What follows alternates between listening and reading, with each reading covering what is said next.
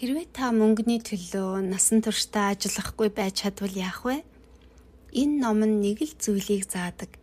Баян хүмүүс өөрөөр сэтгэдэг. Энэ номын зохиолч 2 аавтай байжээ. Нэг нь өндөр боловсралтойч мөнгө бага, харин нөгөө нь боловсрал багтайч баян. Энэ хоёр хүний ялгаа нь 6 зүйлийг ойлгосон үгүйгээс болж гарсан байна. Нэгдүгээр ойлголт: ядуу хүмүүс айдас хэрэгцээнээс болж ажилдаг.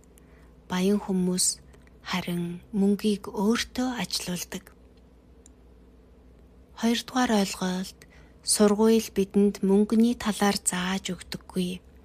Харин баян хүмүүс санхүүгийн боловсрал эзэмшдэг. Тийм учраас бид өөрсдөө санхүүгийн боловсрал олж авах нь маш чухал. Гуравдугаар ойлголт: та ажилтай байж болно. Гэхдээ өөрийн хөрөнгийг давхар босгох хэрэгтэй. Дөрөвдүгээр ойлголт: баян хүмүүс татварын дүрмийг сайн ойлгодог. Компани ашиглан мөнгөө татвараас хамгаалдаг. Тавдугаар ойлголт: баян хүмүүс боломжийг олж хардаг. Бусад хүмүүс айдас эргэлзээнд гацдаг. 6-дугаар ойлголт: зөвхөн цалин биш, чадварын төлөө ажил, харилцаа, борлуулалт, санхүү, эдгээр нь баялаг бүтээн. Эцсийн гол дүрм бол хөрөнгө нь мөнгө оруулдаг, харин өр нь мөнгө гаргадаг.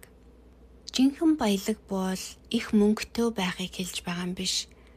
Харин ажиллахгүйгээр удаан амьдарч чадах чадвар юм. Одоо бод, та орлогоо өсгөх үү, эсвэл хөрөнгөө өсгөх үү? Юу хийж цаашид өөрийн хөрөнгийг босгох вэ?